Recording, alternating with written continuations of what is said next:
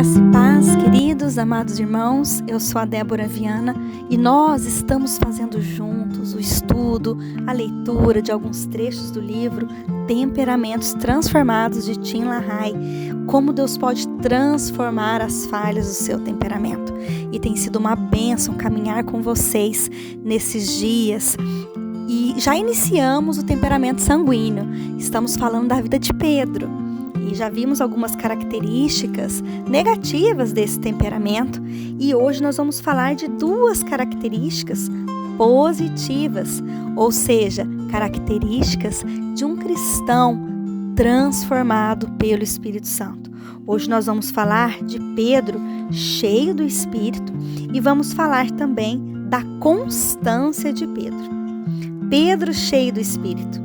Em uma de suas promessas aos discípulos, o Senhor disse: "Mas receberão poder quando o Espírito Santo descer sobre vocês." Geralmente pensamos nesse poder com relação ao testemunho. E sem dúvida significa que teremos poder para testemunhar, mas não é só isso. O poder do Espírito Santo na vida do apóstolo sanguíneo foi claramente uma influência benéfica. Esse poder à disposição de todo crente hoje modificou de tal forma Pedro que seus defeitos ficaram obscurecidos e suas qualidades foram realçadas. Ao estudarmos esse homem controlado pelo Espírito Santo no livro de Atos, tenhamos em mente que Deus não faz acepção de pessoas. O que fez pelo apóstolo, Ele o fará por você também, desde que você esteja disposto a cooperar com o Espírito Santo, permitindo que seu poder o fortaleça nas fraquezas. Vemos o primeiro sinal de transformação em Atos 1,15, antes mesmo do dia de Pentecostes. Naqueles dias, Pedro levantou-se entre os irmãos, quando estavam juntos aguardando a vinda do Espírito Santo, e realizou sua primeira pregação, de que temos notícias. Aparentemente, é um sermão sobre a morte de Judas. E analisando a mensagem, não se nota nenhuma exaltação, mas sim um discurso cheio do Espírito, baseado na palavra de Deus e oferecendo uma solução prática para o lugar deixado vago por Judas, o traidor. Pedro propôs uma maneira inteligente de fazer a escolha. Dos homens que estiveram conosco durante todo o tempo em que o Senhor Jesus viveu entre nós, desde o batismo de João até o dia em que Jesus foi levado dentre nós às alturas.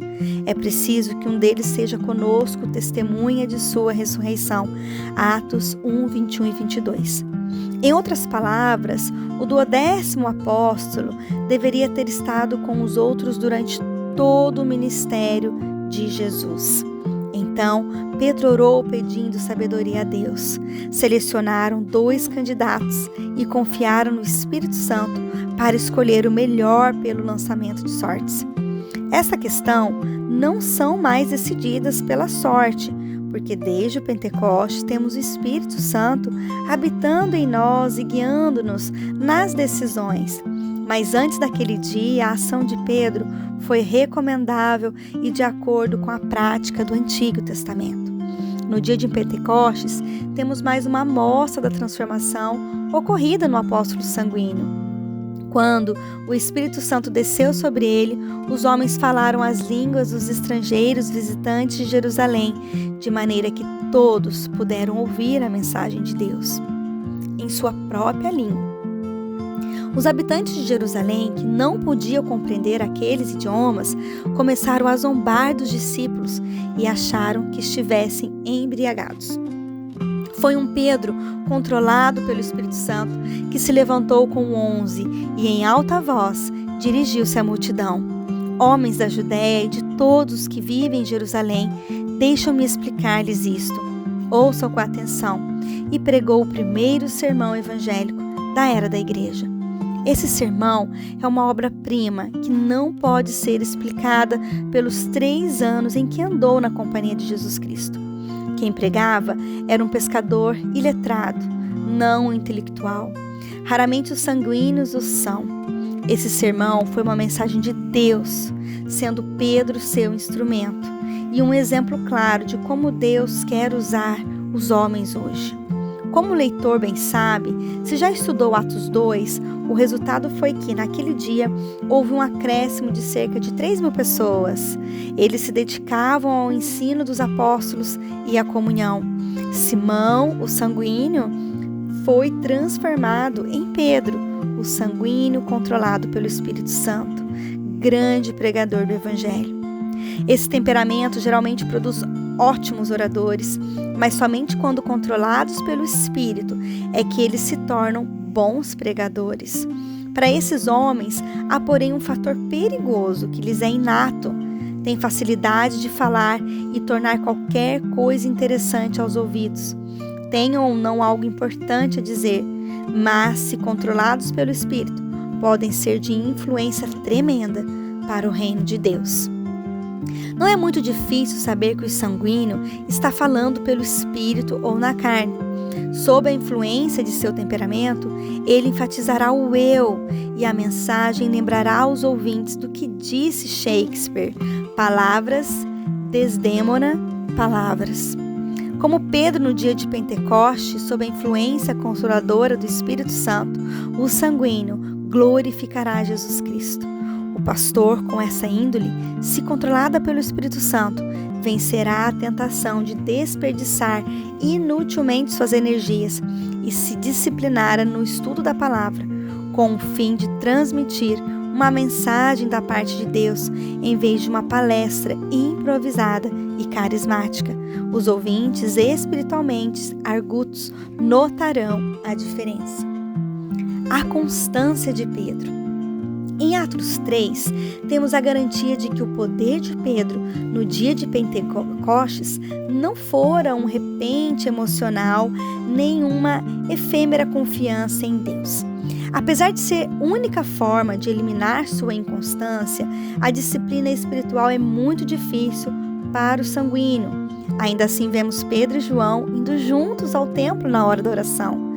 João, o melancólico, naturalmente faria a coisa certa. Iria à casa de oração na hora designada. Mas uma reunião de oração só é atraente para o sanguíneo quando controlado pelo Espírito Santo. Vemos nesse relato outra característica do Espírito. O cristão que entrega a vida ao controle do Espírito Santo não fica tenso em temores. Um dos frutos desse controle é a paz. De maneira prática, isso significa que nos tornaremos flexíveis e estaremos dispostos a fazer aquilo que o Espírito Santo desejar de nós. Pedro e João foram ao templo para orar, descansando no Espírito. Mas quando viram o coxo mendigando à porta, foram movidos de compaixão e mudaram completamente de planos. Nem chegaram a orar no templo, pois, vamos ler Atos 3, de 1 a 7? Pedro e João olharam bem para eles. E então Pedro disse: olhe para nós. O homem olhou para eles com atenção, esperando receber deles alguma coisa, e disse Pedro: não tenho prata nem ouro, mas o que tenho, isso lhe dou. Em nome de Jesus Cristo, o Nazareno, ande. Segurando-o pela mão direita, ajudou a levantar-se, e imediatamente os pés e os tornozelos do homem ficaram firmes. O que está faltando nesta história? Se olharmos cuidadosamente, notaremos a ausência de Simão, o sanguíneo. Pedro, controlado pelo Espírito, não procura por nada glorificar-se a si mesmo, mas dá toda a honra ao Senhor Jesus Cristo na cura desse homem. Este parece ser um marco na vida do apóstolo, conduzido pelo Espírito. Ele aproveita a oportunidade resultante da multidão curiosa que se reúne para ver o homem curado, a saltar e pular de alegria, e prega um sermão maravilhoso, de profundidade e conhecimento fora do comum. Os resultados demonstram a participação do Espírito Santo. Muitos dos que tinham ouvido a mensagem creram, chegando o número dos homens que creram perto de 5.000. Atos, capítulo 4, versículo